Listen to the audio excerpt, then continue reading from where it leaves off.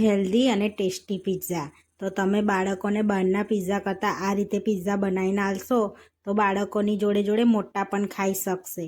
એ રીતના healthy pizza ભાખરી આપણી તો એકદમ ટેસ્ટી બનીને રેડી થાય છે. તો એકવાર આ પિઝા ચોક્કસથી ટ્રાય કરજો. હાય ફ્રેન્ડ્સ, આજે હું શેર કરીશ તમારી સાથે ભાખરી પિઝા બનાવવાની રેસીપી. તો હેલ્ધી અને ટેસ્ટી બનીને રેડી થશે. તો અહીંયા આગળ 1.5 કપ જેટલો આપણે ઘઉંનો લોટ લીધો છે અને 1 કપ જેવો આપણે જાડો લોટ લીધો છે ઘઉંનો કકરો. હવે એક મોટા બાઉલમાં લઈ લઈશું આપણે અને ઘઉંનો કરકરો લોટ એડ કરી દઈશું. સ્વાદ પ્રમાણે મીઠું એડ કરીશું. તો તમારી પાસે ઘઉંનો કરકરો લોટ ના હોય તો તમે એની જગ્યા પર રવો પણ એડ કરી શકો છો. 1.5 કપની પાછળ અડધો કપ રવો એડ કરો તો. હવે એની અંદર આપણે મોવન એડ કરીશું. તો તેલનું મોવન એડ કરીએ છીએ. તો અહીં આગળ 3 ટેબલ સ્પૂન જેટલું આપણે તેલ એડ કરીશું. હવે બધું મિક્સ કરી લઈશું અને સરસ બાઇન્ડિંગ આવે તેટલું આપણે તેલ નાખવાનું છે એની અંદર. આ રીતે બધું મિક્સ કરી દેવાનું છે. તો આપણે જોઈ શકો છો સરસ એવું બાઇન્ડિંગ પણ આવી ગયું છે અંદર. આ રીતનું આપણે બાઇન્ડિંગ રાખવાનું છે. હવે આપણે લોટ બાંધી લેવાનો છે. થોડું થોડું પાણી એડ કરતા જઈશું અને લોટને બાંધી લઈશું. તો આ લોટ આપણે બહુ કઠણ નહીં અને બહુ ઢીલો નહીં. તો ઢીલો તો બિલકુલ નહીં બાંધવાનો, કઠણ જ બાંધીશું જે સરસ ભાખરી ક્રિસ્પી થાય. એટલે થોડું થોડું એડ કરતા જઈશું પાણી અને સરસ એવો કઠણ લોટ બાંધી લેવાનો છે. તો અહીં આગળ ગરમ પાણીનો યુઝ નહીં કરવાનો, નોર્મલ પાણીનો જ યુઝ કરવાનો છે. તો આપણે એકદમ પરફેક્ટ લોટ બંધાઈ ગયો છે. જોઈ શકો છો આ રીતનો કઠણ લોટ રાખવાનો છે. આ રીતનો બહુ ઢીલો રાખશો તો ભાખરી કડક નહીં થાય, ઢીલો હશે તો. તો હવે આપણે એને રેસ્ટ આપી 20 થી 30 મિનિટ માટે. તો ઢાંકીને 20 થી 30 મિનિટ માટે રેસ્ટ આપીશું. 30 મિનિટ થઈ ગયો છે રેસ્ટ આપે આપણે લોટને. તો સરસ પલળી ગયો છે આપણે લોટ, જોઈ શકો છો. હવે આપણે કેળવી લઈશું એકવાર સરસ એવો, એટલે સ્મૂથ થઈ જશે. સરસ આપણે એને કેળવી લીધો છે. તો આમાં અહીં હવે નાનો નાનો આપણે ગુલ્લો લઈ લઈશું. આ રીતના ગુલ્લા બનાવી લઈશું. તો આપણે ગુલ્લાને થોડાક થીક રાખવાના છે એટલે ભાખરી થોડીક થીક રહેશે, એટલા માટે વણી લઈશું. હવે તો અહીં આગળ આપણે એક ગુલ્લો રાખીને ભાખરીને સરસ વણી લેવાની છે. આ રીતે બહુ પતલી નહીં, થોડીક થીક રાખીશું આપણે. આ રીતે આપણે ભાખરીને વણી લીધી છે. તો એક સરખો શેપ આલવા માટે આપણે ડીશનો ઉપયોગ કરીને આ રીતે કટ લગાડી લઈશું. આ રીતનો ગોલ ફેરવી લઈશું અને સાઈડનો ભાગ આપણે કાઢી લઈશું. આ રીતે સરસ એવો.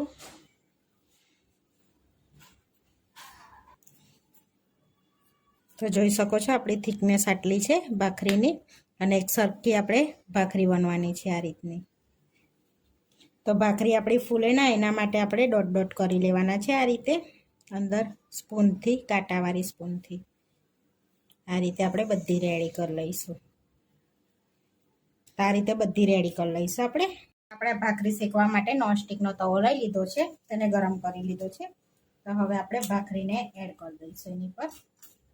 એક લઈ લીધી, બીજી હવે એક બાજુ એકદમ ધીમા તાપે શેકાવા દઈશું.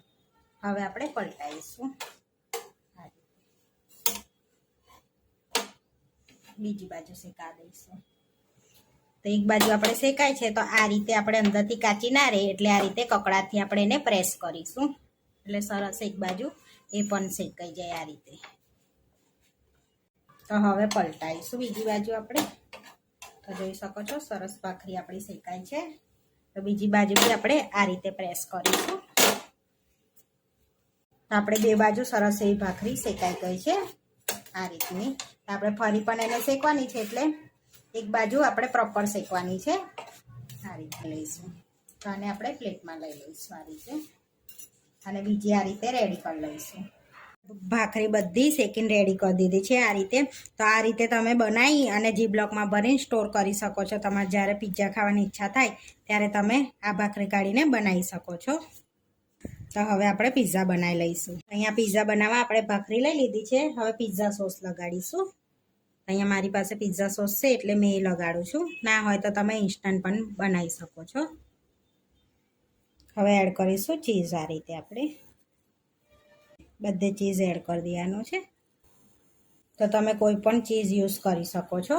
હવે આપણે વેજીટેબલ એડ કરીશું. તો અહીં આગળ ડુંગળીની સ્લાઈસ લઈ લઈશું. આ રીતે આપણે તમે કોઈ પણ વેજીટેબલ એડ કરી શકાય છે. હવે કેપ્સિકમ એડ કરીશું. હવે ટમેટા એડ કરીશું આ રીતે. હવે મકાઈના દાણા એડ કરીશું. હોય તો એડ કરવાના, ના હોય તો સ્કીપ કરી લેવાના. અહીંયા ઓલિવ્સ આપણી જો નથી એટલે આપણે નથી એડ કરતા. હવે ફરી ચીઝ એડ કરીશું ઉપરથી આપણે આ રીતે. ચીલી ફ્લેક્સ એડ કરીશું. થોડીક એની પર સ્પ્રિંકલ કરી લઈશું. થોડોક ઓરેગેનો એડ કરીશું આ રીતે. અહીંયા નોનસ્ટિકનો તવો લઈ લીધો છે, એની પર આપણે બટર એડ કરીશું. આ રીતે લગાડી લઈશું અને એકદમ ધીમો ગેસ રાખવાનો છે, જેથી આપણા પિઝા બળી ના જાય. નીચે સરસ ક્રિસ્પી થાય ને ત્યાં સુધી આપણે એને આ રીતે થવા દઈશું. તો એની પર આપણે વાડકો ઢાંકીને 5 થી 7 મિનિટ માટે થવા દઈશું. હવે 5 થી 7 મિનિટ થઈ છે તો આપણે જોઈ લઈશું. તો સરસ આપણા પિઝા રેડી થઈ ગયા છે, જોઈ શકો છો. તો આપણે પિઝાને પ્લેટમાં લઈ લઈશું આ રીતે. તો આપણે ભાખરી પિઝા રેડી થઈ ગયા છે. હવે સર્વ કરી લઈશું. તો અહીંયા પ્લેટમાં આપણે કોર્ન પિઝા લઈ લઈશું. આ કોર્ન પિઝા બનાવ્યા છે આપણે. અને આ વેજીટેબલ પિઝા બનાવ્યા છે. આની અંદર કોર્ન નથી એડ કર્યું આપણે. ટમેટા કેચઅપ જોડે સર્વ કરીશું.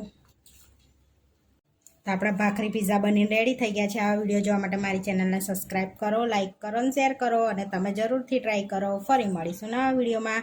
અને કોમેન્ટ કરીને જરૂરથી જણાવજો કે તમને અમારી રેસીપી કેવી લાગી.